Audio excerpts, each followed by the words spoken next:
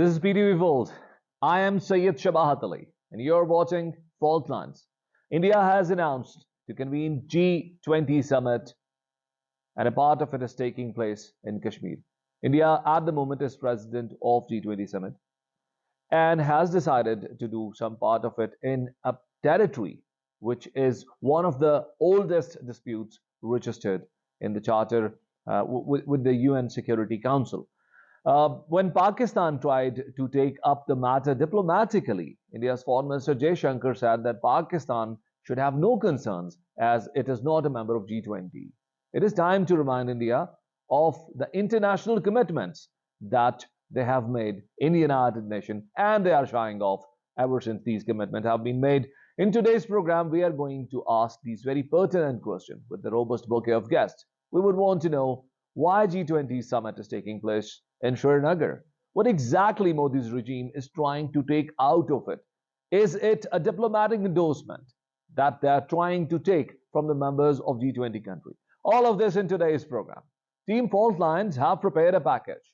Watch the package before I bring my first guest to the program. India is holding a highly controversial G20 meeting of the Working Group on Tourism on 22nd to 24th of May in Srinagar about its atrocities in occupied valley. New Delhi always kept on misleading the international community on the Kashmir dispute, whereas Indian illegally occupied Jammu and Kashmir is an internationally recognized disputed territory. Protests, demonstrations, rallies and sit-ins are continuing against the illegitimate G20 meetings to be held in Indian illegally occupied Jammu and Kashmir. The UN Special Rapporteur on Minority Issues has warned that the G20 is unwittingly providing a veneer of support to a facade of normalcy at a time when massive human rights violations, illegal and arbitrary arrests, political persecutions, restrictions and even suppression of free media and human rights defenders continue to escalate. It is pertinent to mention here that no international conferences can be organized in any disputed territory as per international laws and norms, and by hosting the G20 meeting in the disputed territory, India is violating international laws and UN resolutions as well.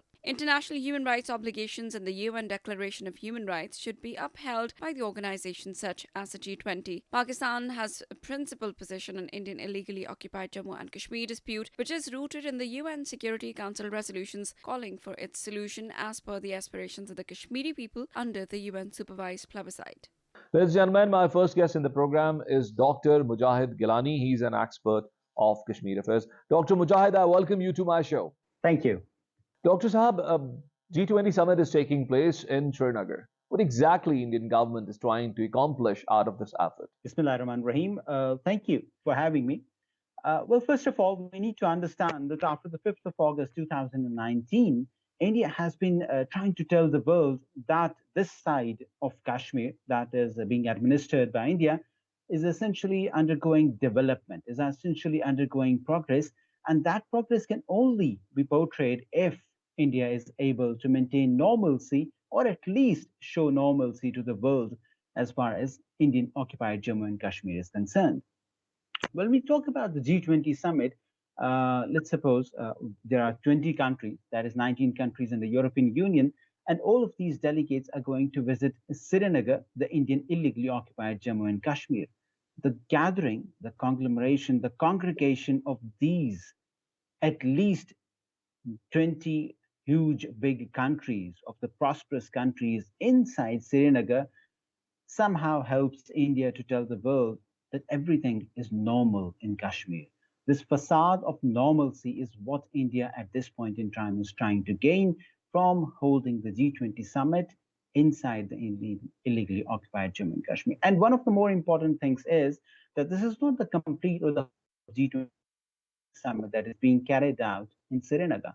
It's just a part of it, a very small conference or a meeting that India is going to hold over there, telling Pakistan in particular that India has the obstinacy to essentially ignore all bilateral treaties, essentially ignore all the international agreements, and telling the world that one way or the other, the Indian illegally occupied Jammu and Kashmir is so-called part of India.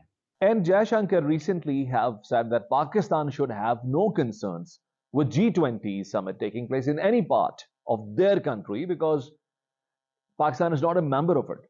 So when India says that Srinagar is a part of their country, how do we respond to it? The most important rebuttal to it would be questioning Jaishankar or the Indian authorities themselves that what is the legal status of Indian illegally occupied Jammu and Kashmir in particular, or the state of Jammu and Kashmir in general. See, what we need to understand is whether Kashmir is a part of India or not. And we are not going to take the Indian statement for that. We are going to take what the International Committee says about it. And the International Committee essentially declares the whole of state in Jammu and Kashmir as a disputed territory. And that is important. Kashmir is not a part of India. It is a disputed territory, and the disputed territory will be finalized, or the result of it will only come out after the people of Kashmir ask about it. And as long as the fair, impartial, and unbiased plebiscite does not take place in the whole state of Jammu and Kashmir, Kashmir is not a part of India. Doctor, won't you remind the viewers of this program about the legal status of Indian illegally had Jammu and Kashmir? Okay, well, see, one of the important things when we talk about the status of Jammu and Kashmir in general is that we need to become a student of the history. And if we turn the pages of the history, it's very simple. Back in 1947, the Indian subcontinent is essentially divided into two countries, that is Pakistan and India, and with each of the states that at that time were present in the Indian subcontinent were given the right to either choose Pakistan or India. And when we actually go into the details of it, we understand that the elected party at that point in time of the whole state of Jammu and Kashmir had voted for Pakistan on the 19th of July, 1947, one. And number two, we also understand that India had surrendered the so-called instrument of accession at the United Nations in favor of a free and impartial plebiscite. That free and impartial plebiscite, unfortunately, even after 75 years, has not been conducted. So this is the history of it. This is the legal status of Jammu and Kashmir as far as the International Committee is concerned. Even the United States or the United Kingdom in particular, as they were the so-called colonial masters of this region, do state that the state of Jammu and Kashmir is an unfinished agenda of the partition of subcontinent. Dr. Gilani, since August 2019, when Article 35A and Article 370 was abrogated, India has been pushing a massive campaign of propaganda to convince the world uh, of its brutality, of its denial of human and democratic rights to the people of Kashmir. How successful do you believe Indian government has been in this spate of its efforts? Well, you see, as far as your question is concerned, if we take into account the G20 summit that is being conducted right now in the Indian illegally occupied Jammu and Kashmir, I would consider that this is once again a sham attempt of telling the world that this part of Kashmir is now part of India, undisputed part of India, the so-called for it, if we do go for that. But we need to understand that India has been trying to portray normalcy ever since 2019. India has invited different delegations from EU. India has invited different delegations from UAE and other countries in the Gulf region. And India has invited them to invest in the Indian illegally occupied Jammu and Kashmir. And the so-called, if we go with the statements of the Lieutenant Governor by that time, we had Satyapal Malik and then Manoj Sinha.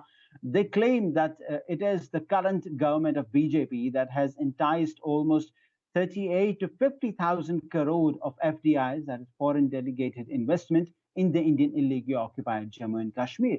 But we need to understand once again, what is the effect or what is the desire of a common Kashmiri?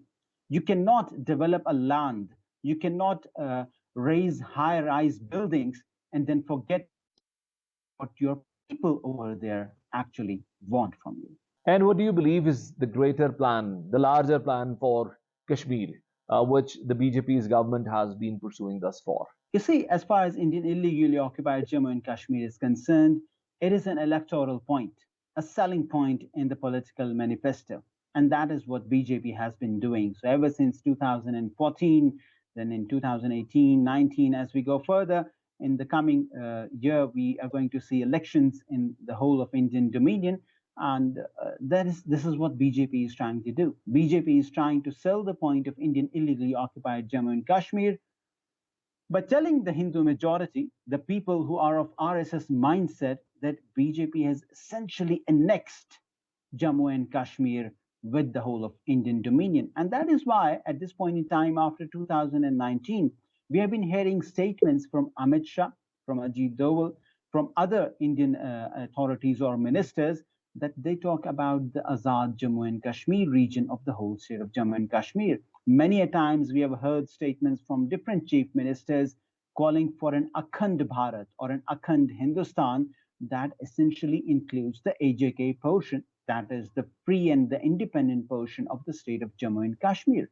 This is what the greater plan of India is. And we need to understand that India has already strengthened its position in the Indian illegally occupied Jammu and Kashmir by not only further increasing its military strength, but also by bringing in people with RSS mindset, giving them a domicile, and essentially they are being called as Kashmiri, at least as far as the legal documentation is concerned.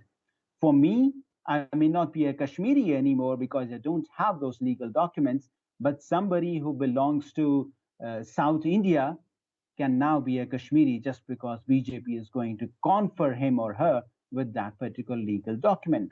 The next target, let me be very blunt about it, is going to be Gilgit-Baltistan and the Azad Jammu and Kashmir region. Dr. Gilani, absence of political leadership from the landscape of Kashmir's politics can be felt now. Almost all the big names that we have been hearing for long are now missing from the scene. Either they have been imprisoned or they have been eliminated. How does that affect Kashmir's movement? How does that affect the motivation of the youth of Kashmir? If you ask me an honest opinion, I would say that the people of Jammu and Kashmir have gained from their political leadership, from the people who essentially India terms as separatists. But I would consider that these heroes of ours, the late Syed Ali Gilani Shaheed, and the other leaders at this point in time who are currently being incarcerated in the Tihar jail or in the Jammu jails, have trickled down whatever they had in them to the newer generation of the Indian illegally occupied Jammu and Kashmir. Now we see younger faces in journalism, we see younger faces in the education sector, in the health sector. We see them as rebels, we see them as Kashmiri freedom fighters in all dimensions of life, be it the health, be it on the roads, be it as stone pelters, or be it a Kashmiri who is holding a gun and asking India for its right of freedom that is essentially backed by the United Nations resolutions.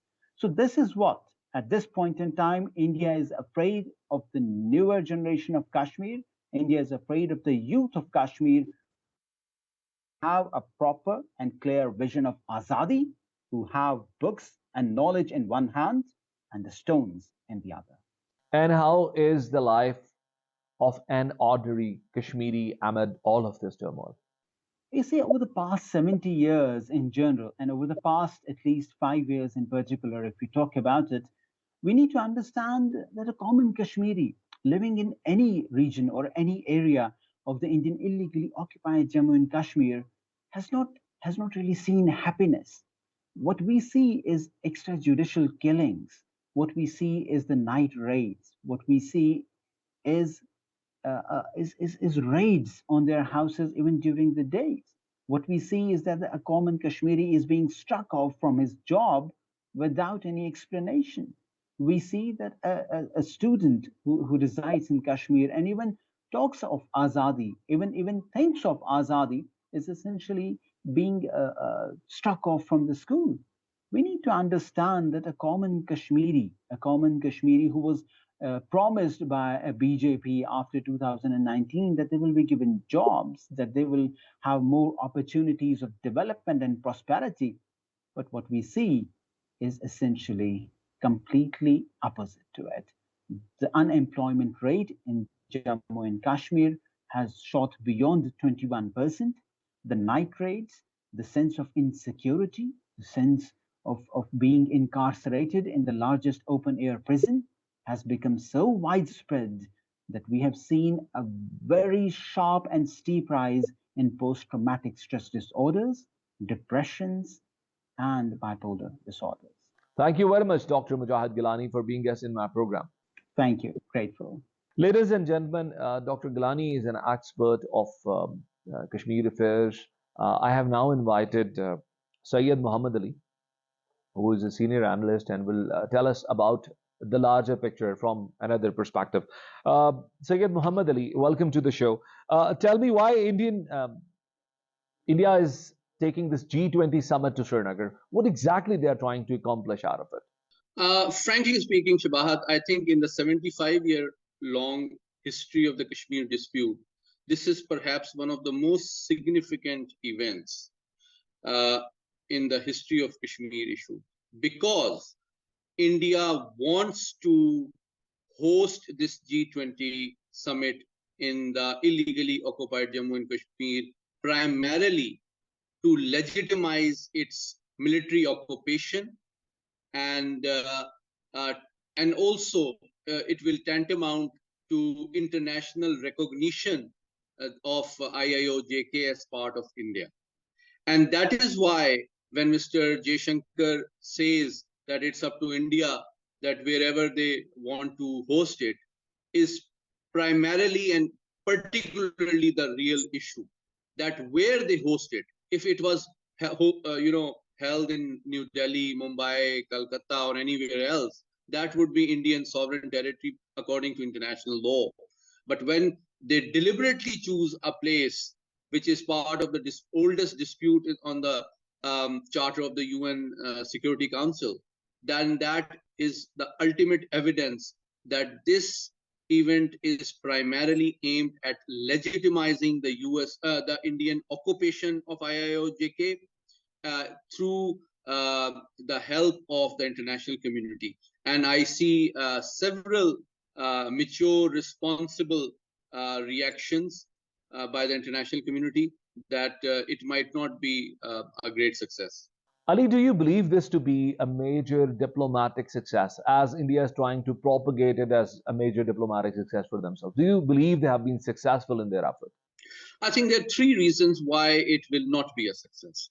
Number one, Pakistan is actively engaged in bilateral diplomacy with all the members of G20 to remind them of their own individual legal and diplomatic responsibility and commitment to the UN Charter, that any participation on the disputed territory of IIOJK would tantamount to ignoring and violating the UN Security Council resolutions. So that's the diplomatic and legal aspect, which is very important.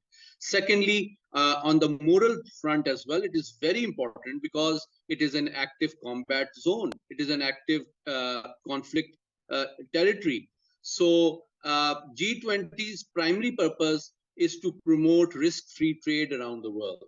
So this choice of location is primarily and directly in contravention of the core objective and fundamental goals of G20, which is to promote risk-free trade by hosting it in an active conflict zone, which is surrounded by 3 nuclear powers, where more than 100,000 people have lost their lives, where attacks between the freedom fighters of Kashmiris and Indian occupation forces are a daily occurrence. So to expect that everything is hunky-dory and normal and it can attract international investment, is a very irrational expectation, an unrealistic Indian expectation, which I'm sure the international community will notice, despite Indian attempts to the contrary. All right, Syed Muhammad Ali, it's very important for us to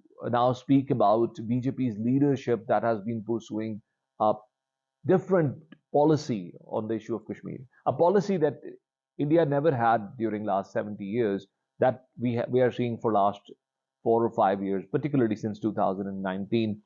What do you believe? What changes it has brought to the political landscape?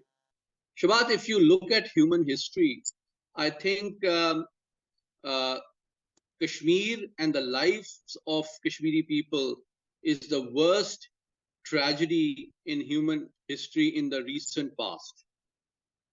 And it is a responsibility of knowledgeable and conscientious anchors like yourself to share with the rest of the world that the situation in Indian illegally occupied Jammu and Kashmir of the 8 million Kashmiri people is worse than anywhere else in the world, be it Rwanda, be it Palestine, anywhere else. The extent of human rights violations, oppression, killing, rounding up, blinding the youth, and raping and desecrating the ladies, uh, anything that a human imagination can think of is being done under the broad daylight of international community. Although some responsible, some independent international media professionals and houses have reported the reality,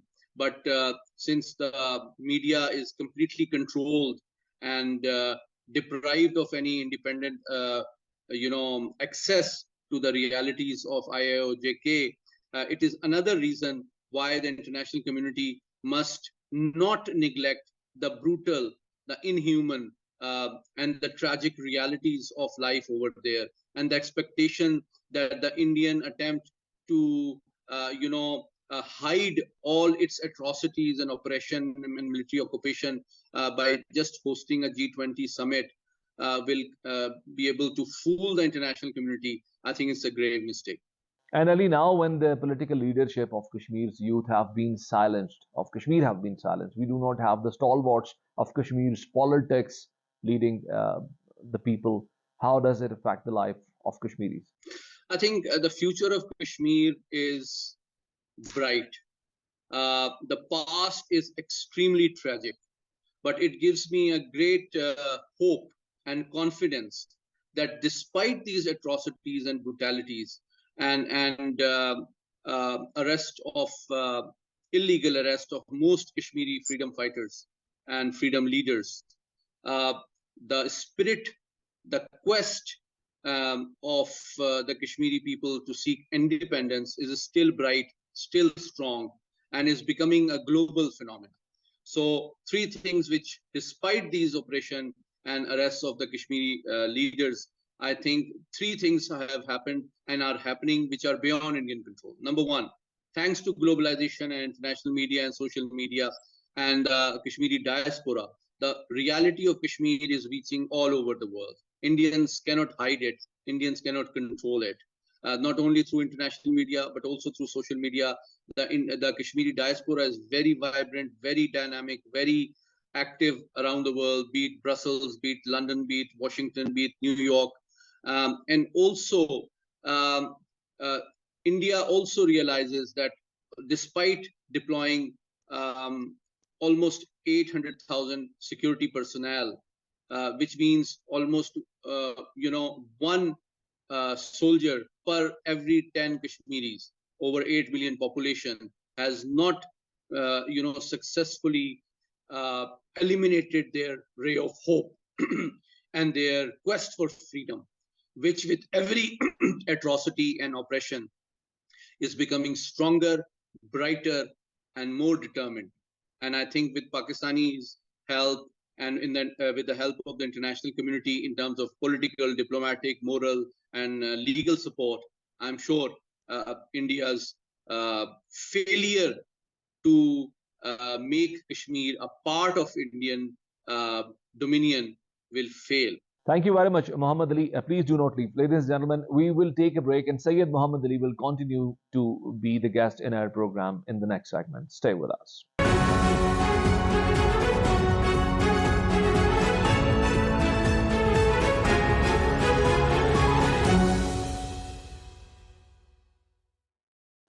Welcome back, ladies and gentlemen. We have been discussing various policies of United States to examine how has it been affecting, how have been these policies affecting US's hard power as well as its soft power.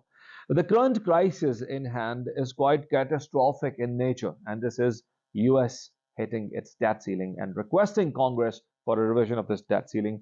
The United States debt as of now stands on a level of $31.4 trillion. Let me repeat that. 31.4 trillion US dollar, and it wants to borrow more. Now the problem is that if United States does not get a permission from its Congress and is not able to raise the debt ceiling, it is going to create a lot of economic crisis, not only in the United States, but also going to have an effect on the global economy at large for two reasons.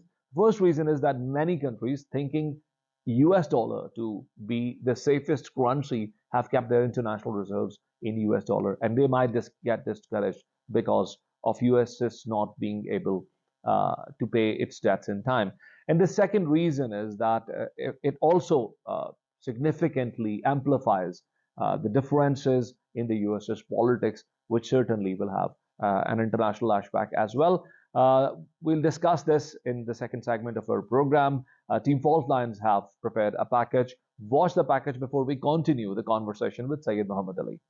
The United States may default as soon as the 1st of June, causing a global economic catastrophe if the limit is not raised by Congress before then. The U.S. Treasury Department has indicated it may be unable to pay its bills as soon as June 1st. Democratic leaders are calling for the limit to be raised, but Republicans want spending cuts and other conditions to be agreed first. The Biden administration and congressional Republicans have struggled to find common ground on raising or suspending the debt ceiling in order to prevent the United States from defaulting on its own debt within weeks. Following months of deadlock, President Joe Biden and top congressional Republican Kevin McCarthy have agreed to engage in direct negotiations to resolve the issue of raising the federal government's debt ceiling of $31.4 trillion.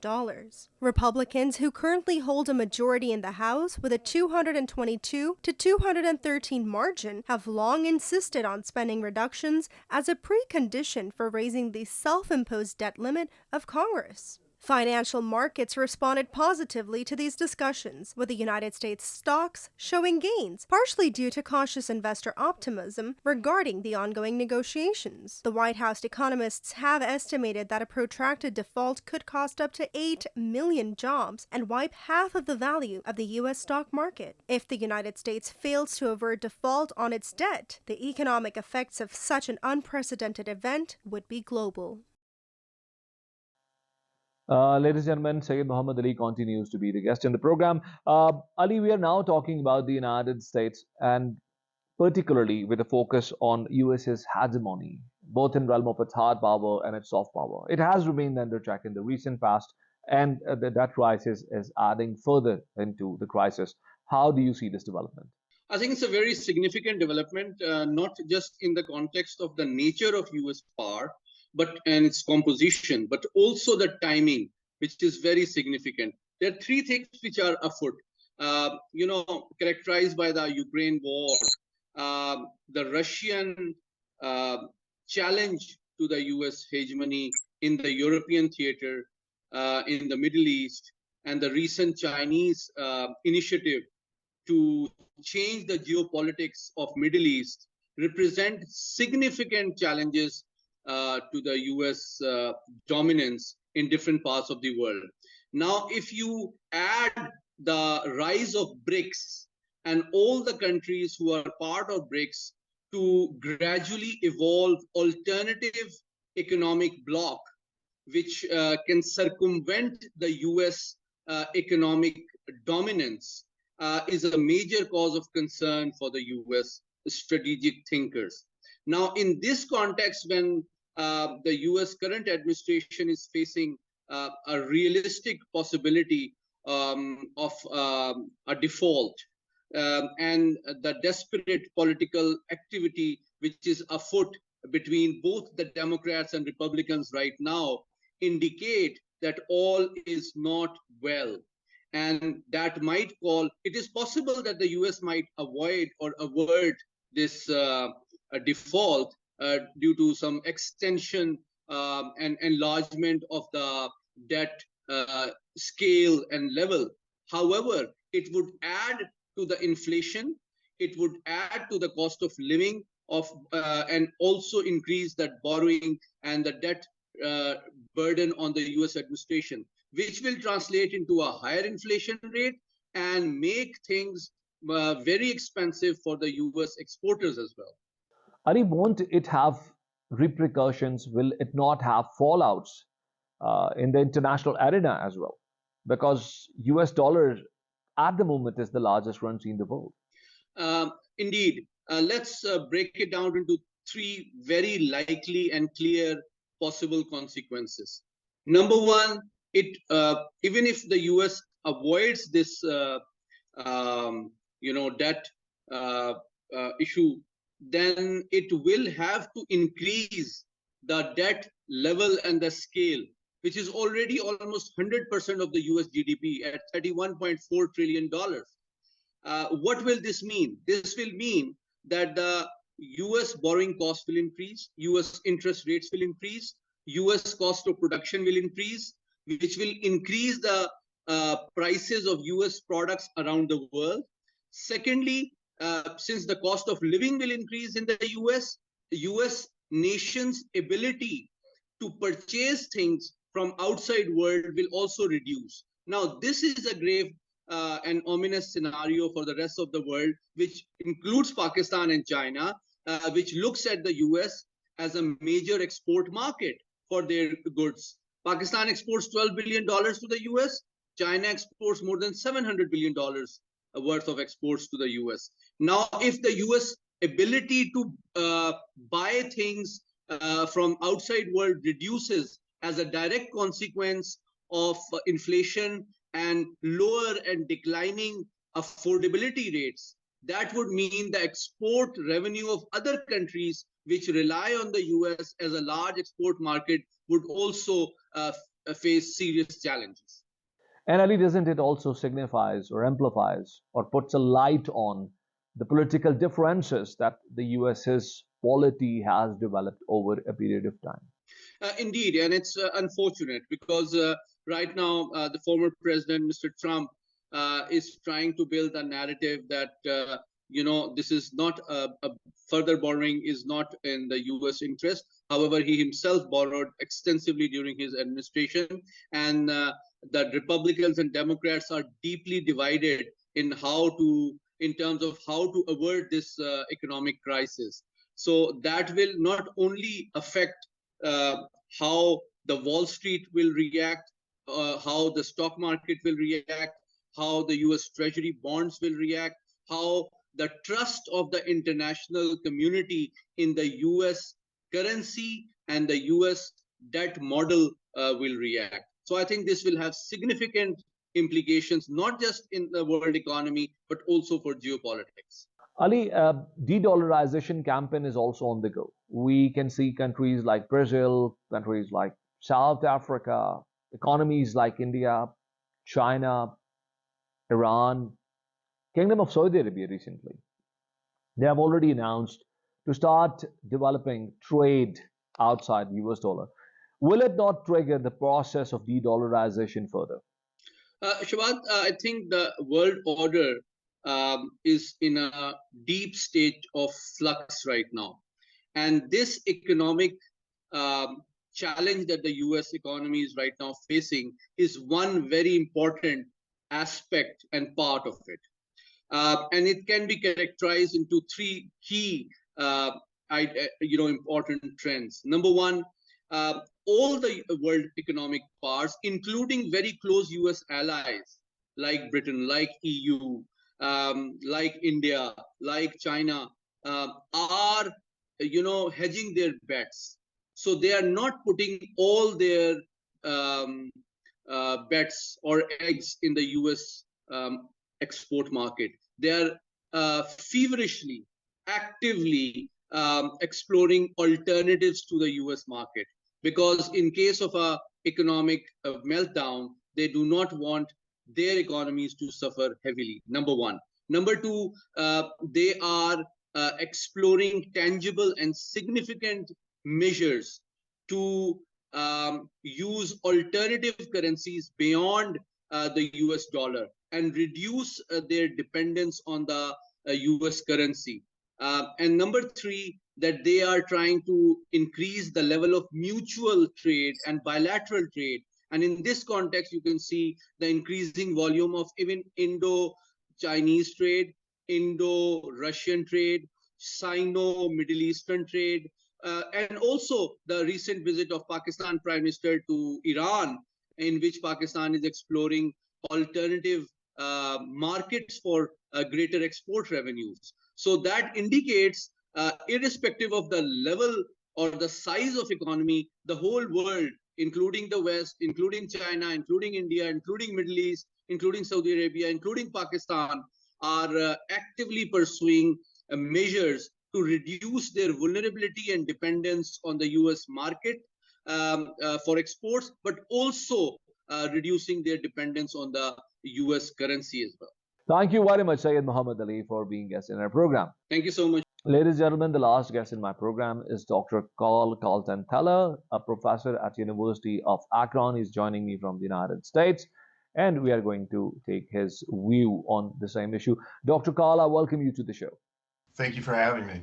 Dr. Carl, is it a political issue or an economic issue, or a deadly cocktail of political and economic turmoil brewing together? So that is completely a political issue. That is, it has economic ramifications for sure, but it's what I would refer to as a self-inflicted wound. American politics has become hyper-polarized, partisan, and quite dysfunctional, and this debt limit crisis is a function of that. Dr. Carl, I was reading a newspaper and it reads, according to US Treasury Department, the government could run out of funds by 1st June, leading to missed monthly retirement payments of the elderly, delayed paychecks of federal employees in the military. This seems to be quite a crisis in hand. Do you believe this is going to be one of the most catastrophic problems that the United States economy has faced since 2008? So yes, I mean, all the economists that I've seen have said that there will be very serious negative consequences from this, not just within the United States, but globally. And not to paint too bleak of a picture, but it's realistic to think that this crisis could seriously undermine the US's economic position in the global economy and have very negative consequences on other countries in the global economy. So this is a very serious issue. Dr. Carl, the debt ceiling was set in 1917. I was reading in the newspaper, and it says it has been revised 78 times. And now, what is the problem in revising it 79th time, and why is there a reluctance at the moment? It's become a significant problem because of what I just alluded to a minute ago, and that is the hyper-partisanship and polarization in the U.S. government, particularly in the Congress, in the House of Representatives.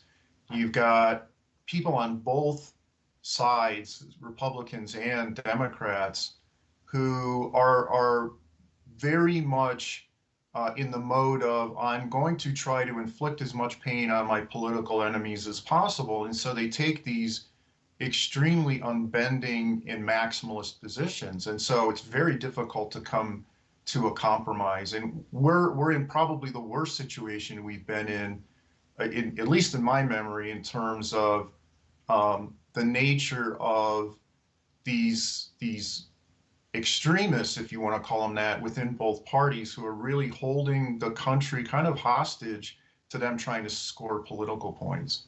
Dr. Kaul, the Republicans are demanding budget cuts. Are the budget cuts going to solve the problems, or is it just a political statement? Well, it'll mean that some parts of the government's functions simply won't be funded the way they were in the past, and this will have impacts on real people in the United States and some of their constituents as well. So it looks good on TV. In reality, when the pain starts to hit for the folks who are affected by this, it may be a very different story. And one of the things that we've seen is that some of these Republicans are being egged on by Donald Trump, who, for reasons that I don't understand, other than he himself does not understand the consequences of the potential default, is saying that the Republicans shouldn't cooperate and should let the United States go into default. So the more what we call MAGA Republicans have taken a very, very extreme position on this. Dr. Kaul, if this problem continues, many experts are of the view that this will wreck the economy at large, and Democrats, they believe, are the ones to lose the most. Do you agree with this statement? Well, yes. Joe Biden is definitely not going to do well in an election when the economy is tanking. And, you know, he may say, well, I'm going to blame this on the Republicans. One of the things you have to keep in mind is that, you know, your average American, like your average citizen anywhere in the world, really doesn't understand the intricacies of economic decision making and the economy and that kind of thing. What they know is, hey, who's in power? And my checkbook is worth a lot less than it was in the past. I've got less money in my pocket. I'm going to blame who's in charge. And so there's a bit of that going on in the Republican Party, that they're trying to make life as difficult as possible for Joe Biden, thinking about the next presidential election. And Dr. Kaul, what is the likelihood of Congress revising this debt ceiling?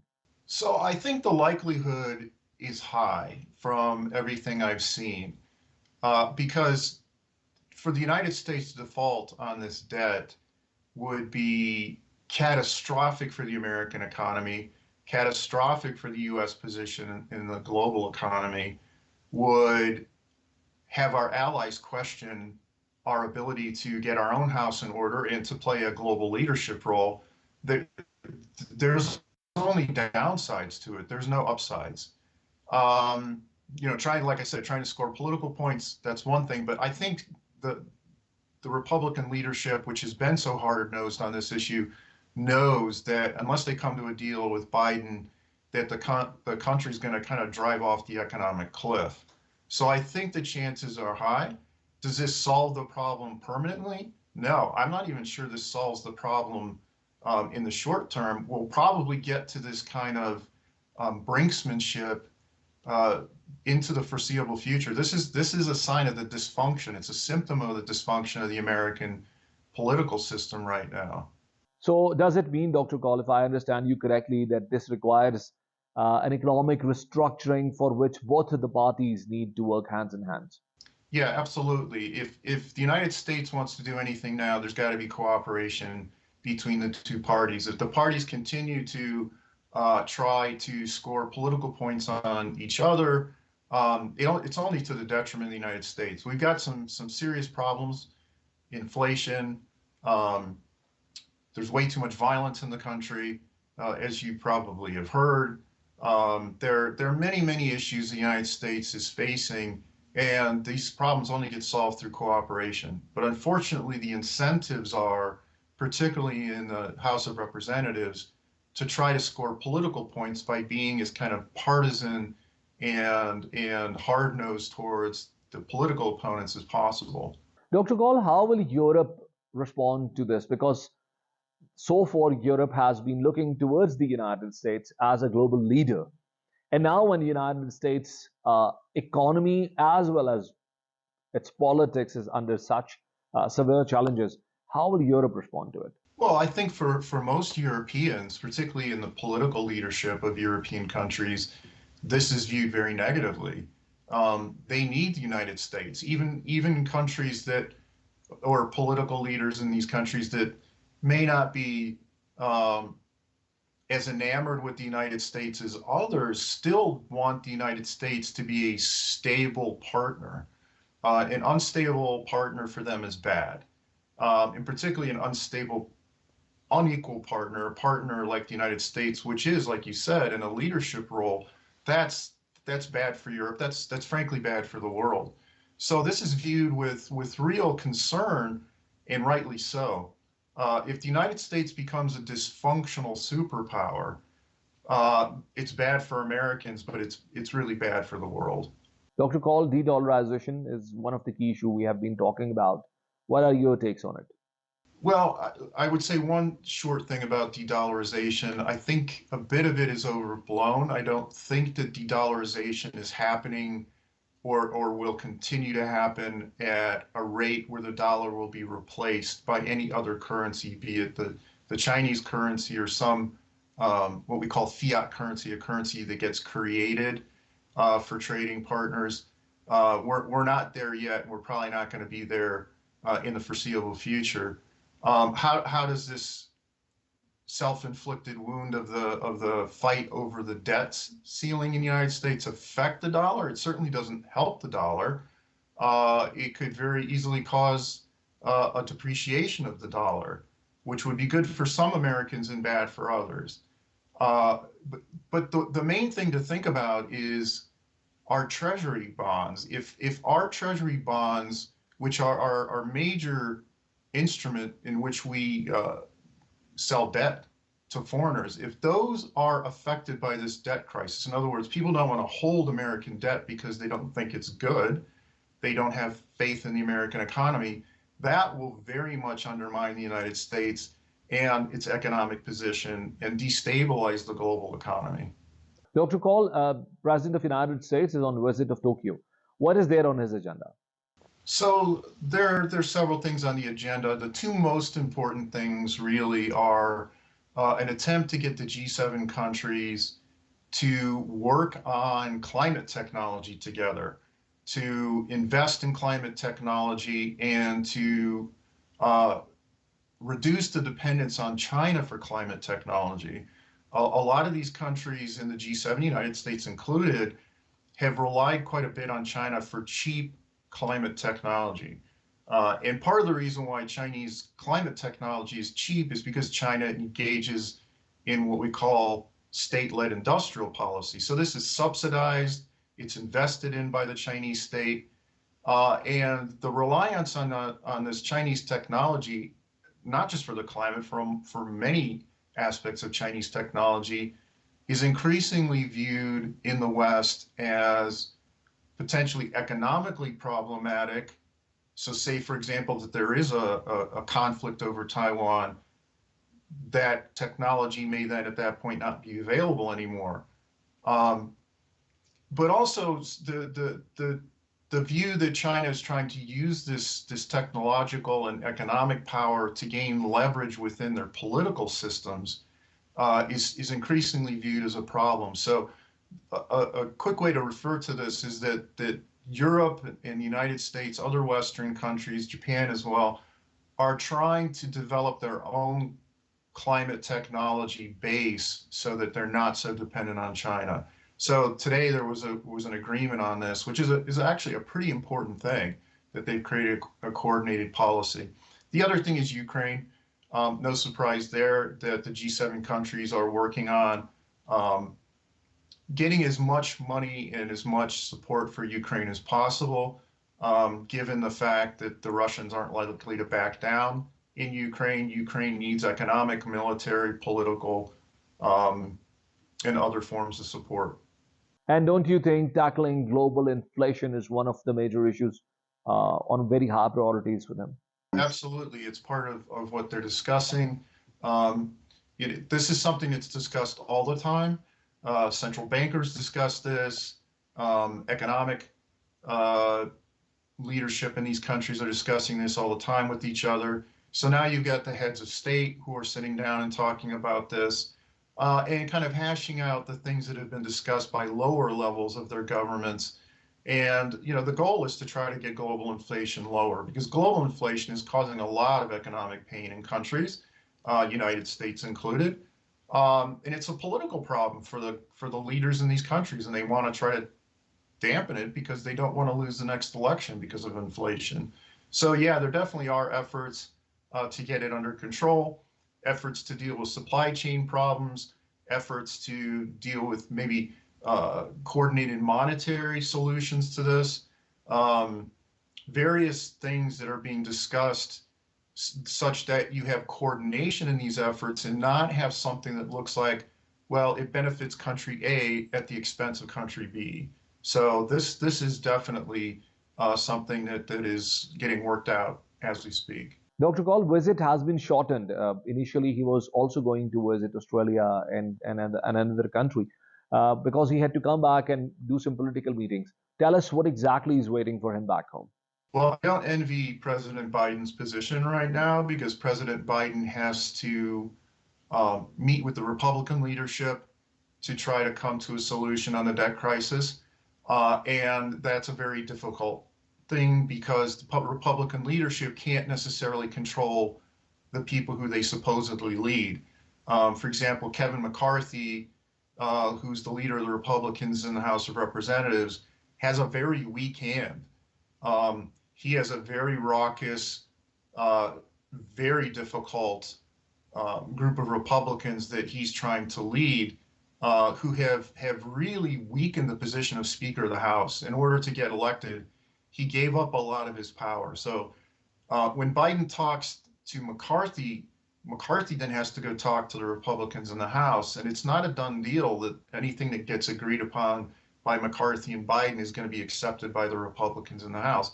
At the same time, Biden has to deal with people in his own party, some of which do not want to give in to Republican demands. There's people on the left of the Democratic Party who don't want to compromise on some of these issues. And so Biden has his own problems with his own party. So this is a very fraught, difficult situation. Like I said earlier, I think in the end, I'm not certain, but I think in the end that they will come to a deal. But the spectacle of this in itself weakens the United States. It weakens faith in the U.S. Political system. It weakens faith in global leadership by the United States. I think it also weakens faith in the American political system by Americans themselves. I mean, I look at this and I say, oh, our country's becoming much more dysfunctional than it was, say, 10, 20 years ago. Thank you very much, Dr. Kaul Kalsenthala, for being guest in our program. My pleasure. Ladies and gentlemen, the United States is facing one of the most severe problems, and it's quite a question: how does the United States politics respond to these challenges? We'll join you next week with another program. And until then, Allah Hafiz.